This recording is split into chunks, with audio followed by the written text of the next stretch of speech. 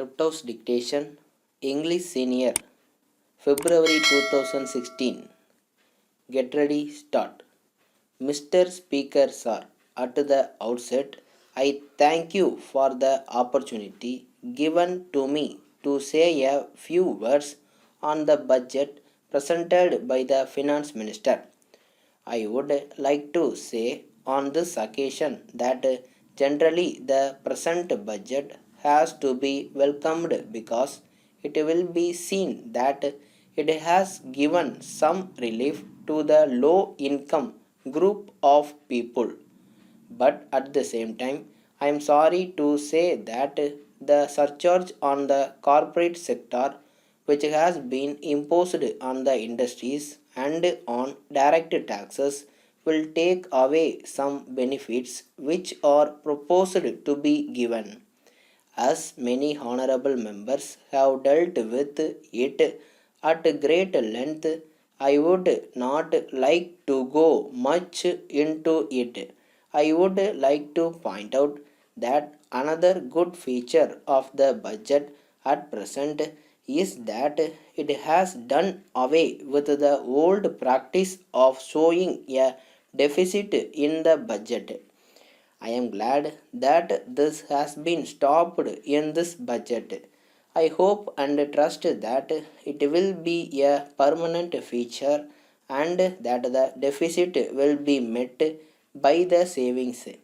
I am sure there will be savings because we have seen that generally the government underestimate the income at the beginning and by the end of the year when we have the revised estimates, there is a surplus which covers the deficit budgeting has not been restored to.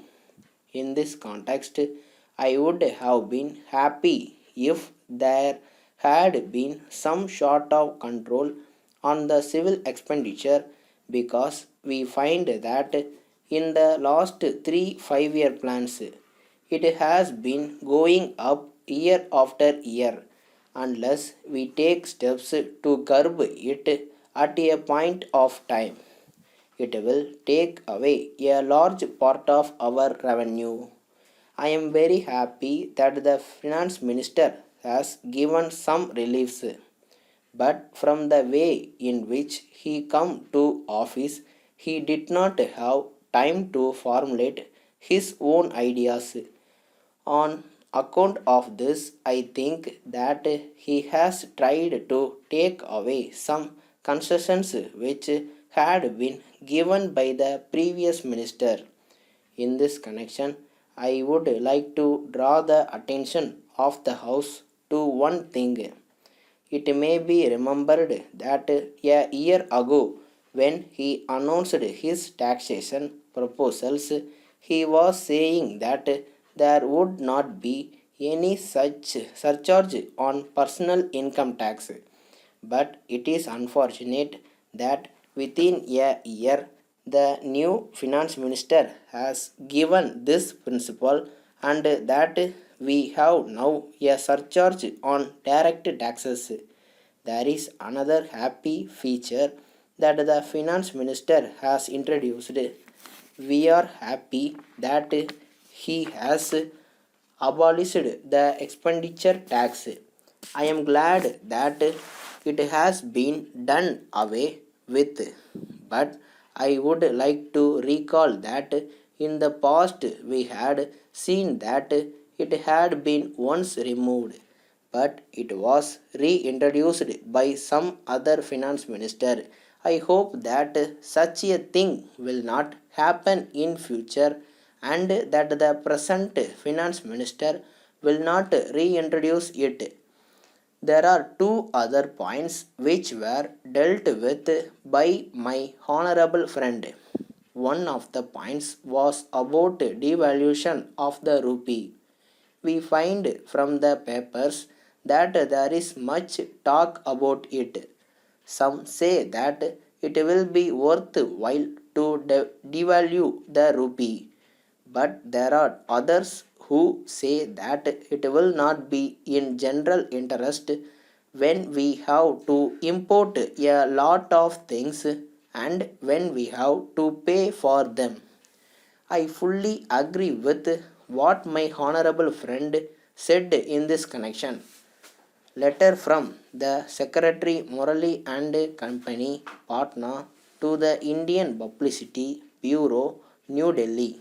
Dear Sirs, the company has decided to launch an advertising campaign throughout the country for a period of 3 months with effect from 1st July next. It has been proposed to spend about rupees 50,000 for this purpose. It has been decided that the advertisements should be made primarily in the principal national dailies and in important state newspapers. Of course, there is no doubt that in this connection, local papers and other suitable media may also be profitably utilized. At the same time, it is suggested that the proposed advertisements all over the country should have the same design. In the same way, it is also desirable that the time of their publication should coincide with the distribution of illustrated booklets to the retailers of the locality concerned.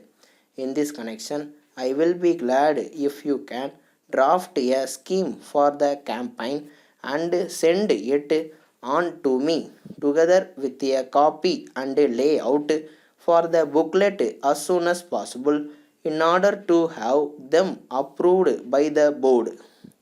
The next meeting of the board will be held at 3 p.m. on 20th March, and I hope it will be convenient for your representative to attend the meeting to discuss the scheme in detail. I shall be glad if you send me a reply at once. Yours faithfully.